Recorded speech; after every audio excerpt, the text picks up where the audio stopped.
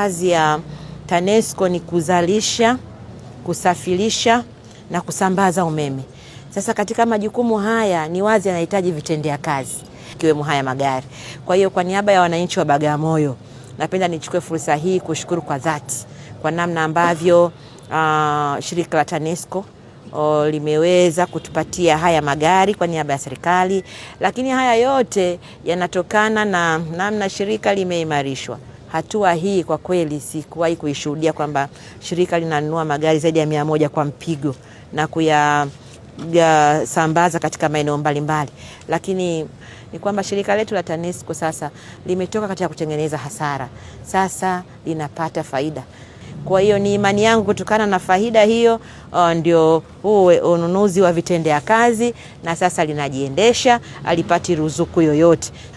Tunafahamu kwa sasa kwamba shirika linazalisha umeme mwingi baada ya kukamilika kwa mradi wa Mwalimu Nyerere takriban megawati 4,000, lakini matumizi kama megawati 2,000. Rai yangu sasa tunaomba waendelee kuimarisha miundombinu.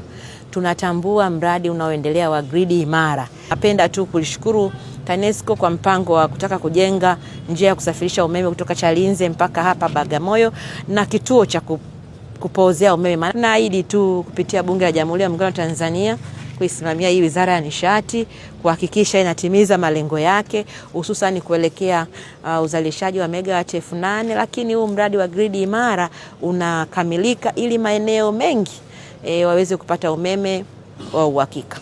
Tunayo majukumu mengi ya msingi ya kuhakikisha kwamba tunawafikishia wananchi wote wa Bagamoyo huduma ya umeme. Lakini mbali na hapo, kuhakikisha kwamba huduma ambazo tunazitoa ni huduma ambazo zitaleta ufanisi, maendeleo ya kijamii pamoja na ya kiuchumi. Bagamoyo tunayo miradi mingi ya maendeleo. Serikali imetoa fedha nyingi ya maendeleo kufikisha umeme vijijini.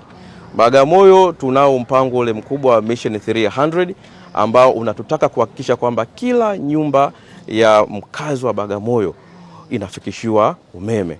Sisi kama nchi tuna target ya kufikisha mpaka mwaka 2030 nyumba 8,300,000, ambapo kama taifa tunapaswa kuunganisha nyumba 1,700,000 kwa mwaka.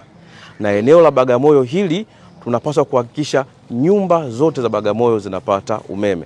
Majukumu haya yote yanahitaji kuwa na vitendea kazi.